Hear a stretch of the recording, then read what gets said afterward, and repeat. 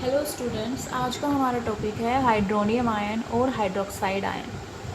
सबसे पहले हम ये समझते हैं कि हाइड्रोनियम आयन कहाँ से आई और हाइड्रोक्साइड आयन कहाँ से आई। ठीक है,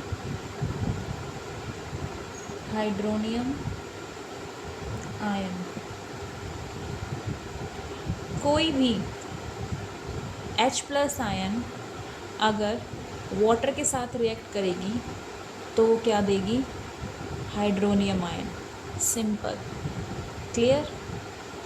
अब ये H+ आयन आएगा कहाँ से? ये H+ आयन आएगा किसी भी एसिड से। हम सबसे सिंपल एसिड लेंगे HCl acid. Clear. HCl acid को अगर वाटर के साथ रिएक्ट कराया जाएगा, HCl एसिड को अगर वाटर के साथ रिएक्ट कराया जाएगा तो यहाँ से H3O positive ion plus Cl negative ion release होंगे। क्लियर। सिंपल सी इक्वेशन है।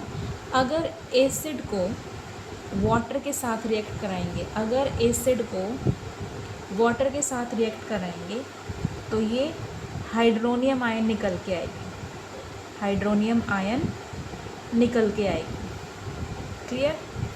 और यही हाइड्रोनियम आयन क्या करती है? यही हाइड्रोनियम आयन किसी भी सॉल्यूशन को एसिडिक नेचर बनाती है, किसी भी सॉल्यूशन का एसिडिक नेचर बनाती है। क्लियर। पिछले लेक्चर में मैंने आपको ये समझाया था कि जो HCl है वो H+ में और Cl नेगेटिव में कन्वर्ट कर जाएगा। अब ये कन्वर्ट कब करेगा? जब HCl वाटर के साथ रिएक्ट करेगा।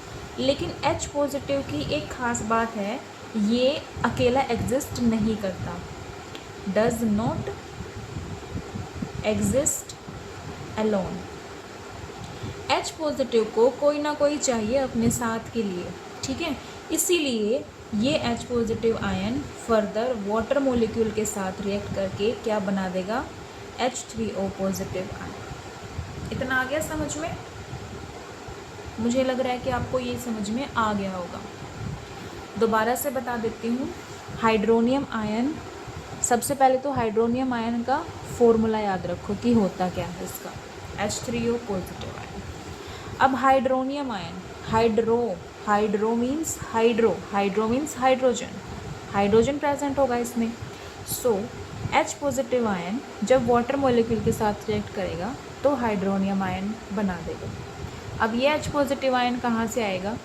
किसी भी एसिड की रिएक्शन अगर मैं वाटर के साथ करा दूँगी तो ये हाइड्रोनियम आयन बन जाएगी और Cl नेगेटिव अलग निकल जाएगा। क्लियर। अब HCl का डिसोसिएशन हुआ था तो सिर्फ H+ आयन निकला था, लेकिन H+ आयन अकेला एग्जिस्ट नहीं कर सकता, इसीलिए ये वाटर मॉलिक्यूल के साथ रिएक्ट करके क्या बना देगा? हाइड्रोनियम आयन बना देगा। क्लियर। इतना आ गया समझ में? अब हम बात करेंगे हाइड्रोक्साइड आयन की। किसकी बात करेंगे? हाइड्रोक्साइड आयन की। हाइड्रोक्साइड आयन का जो फॉर्मूला है वो है OH नेगेटिव। क्लियर। क्या है ये? OH negative. OH कहाँ से आएगा? किसी भी बेस की रिएक्शन अगर मैं वाटर के साथ कराऊंगी तो क्या बनेगा? मेटल आयन तो अलग हो जाएगी और हाइड्रोक्साइड आयन अलग हो जाएगी। इसको एक एग्जाम्पल के साथ समझते हैं। बेस ले लेते हैं हम NaOH। ठीक है, NaOH ले लिया मैंने, इसकी रिएक्शन मैंने वाटर के साथ करा दी। अब इसको डिसोसिएशन कराया जाएगा, Na पॉजिटिव आयन में कन्वर्ट हो जाएगा और OH नेगेटिव आयन में कन्वर्ट हो जाएगा। इतना आ गया समझ में कि NaOH कैसे कन्वर्ट होगा? Na, दूसरा एग्जांपल लेंगे हम KOH का। KOH को अगर मैं पानी में घोल दूँ, पानी में घोलने के बाद K positive plus OH negative ion. इतना आ गया समझ में? तीसरा एग्जांपल मैं ले लेती हूँ MgOH ट्वाइस की रिएक्शन अगर मैं वाटर के साथ करा दूँ तो क्या बन जाएगा? ये Mg2 positive plus 2 OH negative. इतना आ गया समझ में? सो मैं कह सकती हूँ कि जो बेस है वो क्या जनरेट करते हैं, हाइड्रोक्साइड आयन। बेस क्या जनरेट करते हैं, बेस अगर वाटर के साथ रिएक्ट करेगा तो क्या जनरेट करेगा, वो हाइड्रोक्साइड आयन करेगा जनरेट। क्या जनरेट करेगा वो, हाइड्रोक्साइड आयन। और hydroxide ion can exist alone in solution. इतना आ गया समझ में। सो नेक्स्ट हम बात करेंगे अल्कलीज की। नेक्स्ट हम बात करेंगे अल्कली की। अल्कली होते क्या हैं,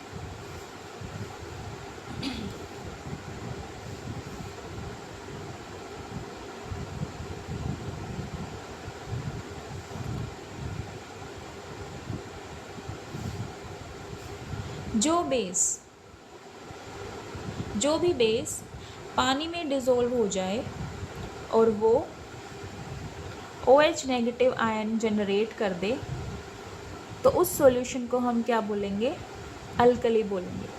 ठीक है। अल्कली क्या होता है, जो बेस पानी में डिज़ोल्व होकर एक सॉल्यूशन बना देगा, उस सॉल्यूशन को मैं क्या नाम दूंगी, अल्कली। ठीक है। ऑल बेसिस, लेकिन यहाँ पे एक बात और ध्यान रखनी है कि all basis do not dissolve in water. ज़रूरी नहीं है कि सभी बेस, जितने भी बेस हैं वो पानी में डिज़ोल्व नहीं होते। ठीक है। सभी बेसिस पानी में डिज़ोल्व नहीं होते, कुछ बेसिस पानी में डिज़ोल्व होंगे। जो बेस पानी में डिज़ोल्व होके एक सॉल्यूशन बना देंगे, उस सॉल्यूशन को हम बोलेंगे अल्कली सॉल्यूशन। क्लियर। जैसे NaOH अगर पानी में डिज़ोल्व हो गया तो उस सॉल्यूशन को मैं क्या बोलूँगी, अल्कली सॉल्यूशन। ठीक है।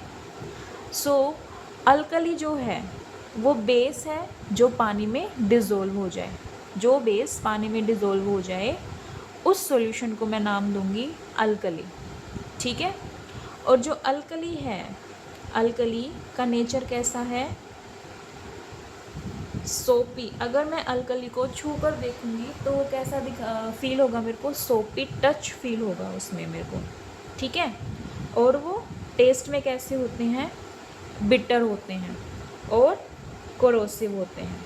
कैसे होते हैं, कोरोसिव नेचर के होंगे। ठीक है। लेकिन ये हार्मफुल होंगे। हमें अल्कली को ना तो टच करना, ना उसको टेस्ट करके देखना है, क्योंकि ये कोरोसिव नेचर के होते हैं। अल्कली के बारे में आपको सिर्फ एक चीज़ याद रखनी है, जो बेस पानी में डिज़ोल्व हो जाए उस सॉल्यूशन को मैं बोलूँगी अल्कली सॉल्यूशन। लेकिन जो बेस पानी में डिज़ोल्व नहीं होगा वो अल्कली नहीं कहलाएगा। सो हम यहाँ से ये कंक्लूजन निकाल सकते हैं कि ऑल अल्कलीज आर बेसिस, लेकिन all bases are not alkali. ठीक है। इतना आ गया समझ में। और पिछली क्लास में मैंने आपको समझाया था न्यूट्रलाइजेशन रिएक्शन के बारे में। किसके बारे में समझाया था, न्यूट्रलाइजेशन रिएक्शन के बारे में।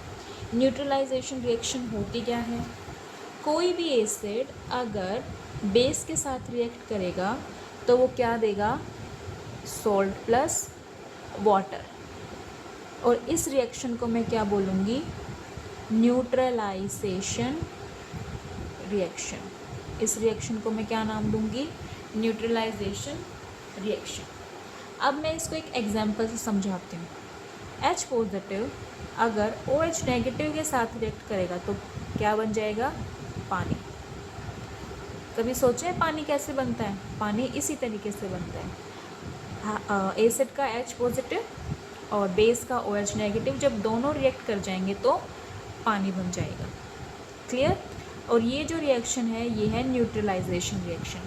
इसीलिए जो पानी है वो न्यूट्रल नेचर का होता है और उसका pH होता है 7। क्लियर।